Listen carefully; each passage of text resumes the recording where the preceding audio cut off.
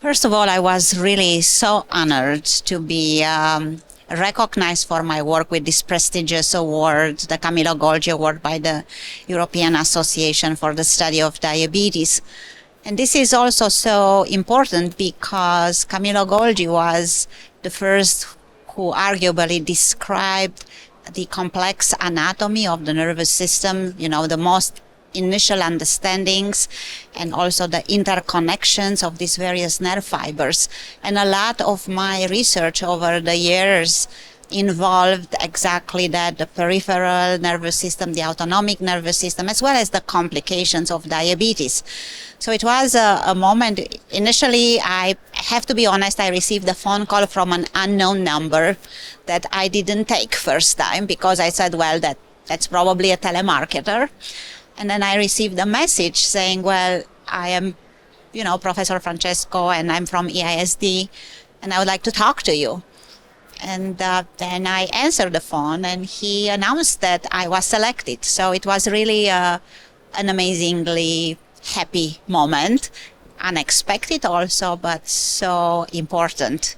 And I'm extremely excited to have been given this honor and opportunity to share also my life and research with the EASD community. I have concentrated my entire career to help people with diabetes live a better life. And to do so, I did a lot of research in understanding the chronic complications of diabetes. Initially, the peripheral and autonomic neuropathies, which are very complex and complicated and still are not well understood, and many people with diabetes don't have the right therapies. But eventually I started to work on the rest of the complication, the kidney and the cardiac, particularly heart failure, as well as the foot complications. I am a clinician scientist. I see patients in my daily practice. And many times I also get new ideas from listening to my patients on their burden. And I'm very excited that in the last several decades, the diabetes field has acquired so much knowledge, and we are now able to have effective medications for some of the complications, but not for all. And that's why we need to continue this work. And what is also very important is that we need to make sure that these research discoveries and these new medication and therapies and strategies are in fact available to all people with diabetes. In other words, we need to implement these guidelines much broader in the care and have the policymakers work with us and make accessible these life-saving medications or technologies to all people with diabetes. First of all, we did a lot of studies understanding the natural history of some of these complications. We characterized better who may or may not develop a certain complication or more than one. We have contributed to many of the pivotal trials that led to some of these newer medications that have cardiac and renal benefits.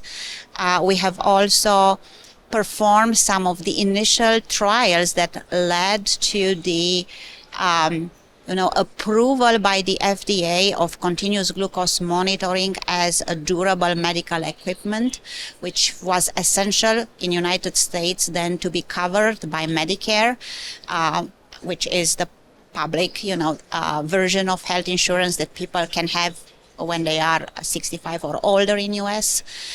We have also contributed to understand how to screen effectively for neuropathies and for heart failure in diabetes, and how to, leverage the technologies as well as the development of electronic medical records to target patients at the point of care to be given the right medication at the right time. I have started coming to the EASD meeting since I was a newly graduate from training in residency and specialty in diabetes since 1993. This meeting is important for so many reasons. Of course, the groundbreaking science and research is very important. But meeting people from around the world, meeting collaborators and friends with whom I have interacted over the years, or working together on some of these exciting new clinical trials that have brought so much more knowledge, meeting new people, meeting the next generations of clinician scientists, the younger people, and this, share some of their energy. It's definitely very important. As I said, the science, it's important, the evidence, it's important, but the people, the energy, networking is very important as well.